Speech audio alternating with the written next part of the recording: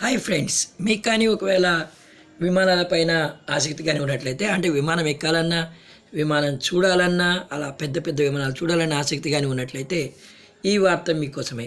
మరెందుకంటే ఒక బోయింగ్ పెద్ద విమానం 737 అనుకుంటా, విఐపీలను ప్రధానమంత్రి గారిని రాష్ట్రపతి గారిని వారిని తీసుకొచ్చేటటువంటి ఒక విమానం మన బెంగళూరు నగరంలో కోరమంగళం ప్రాంతంలో అలాగే ఇందిరానగర్ ప్రాంతంలో చాలా తక్కువ ఎత్తు నుంచి అండి. ఎంత అంటే దాని నుండి అక్షరాలే మనకు కనబడుతూ ఉంటాయి.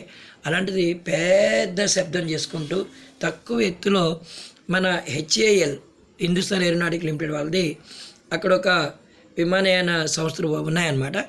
దాని చుట్టూ చక్కెలు కొట్టి మళ్ళీ వెళ్ళిపోతుంది. ఈ బోయింగ్ ఎక్కడి నుంచి వచ్చిందా అని చెప్పి మనం ఎంక్వైరీ చేసినట్లయితే అది ఢిల్లీ నుంచి వచ్చిందట.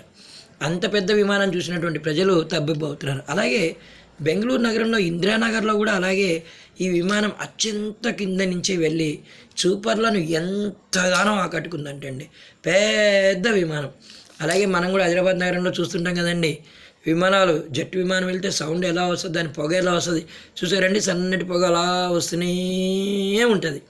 అలాంటిది మనం ఇంకో మాట అడగాలనుకుంటున్నానండి, మీరు విమానం ఎక్కారా, ఎక్కాలనుకుంటున్నారా? చూడండి, అదేం పెద్ద విషయం అయితే కాదు.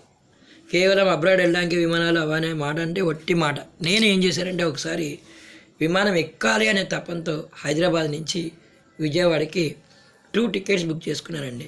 2000 రూపాయలు అనమాట. వెళ్ళొచ్చాను. అయితే మనందరికీ విమానాన్ని పరిచయం చేసినటువంటి సుబ్రతారాయ్ గారిని, నరేష్ గోయల్ గారికి నిజంగానే మనస్ఫూర్తిగా ధన్యవాదాలు తెలియజేయాలండి. సామాన్యుడికి విమానయానాన్ని అందుబాటులోకి తీసుకొచ్చారు. అది జెట్ లైట్ ద్వారా కానివ్వండి, ఎయిర్ సహారా ద్వారా కానివ్వండి, ఏదైనా సరే. నిజంగానే విమానం ఎక్కాలనే కోరిక మాత్రం మనం ఏదో ఒకటి తీర్చుకోవాల్సిందండి. ఇక్కడి నుంచి రేణిగుంట వెళ్ళి రావడమేనా, వైజాగ్ వెళ్ళి రావడమేనా. ఓకే అండి.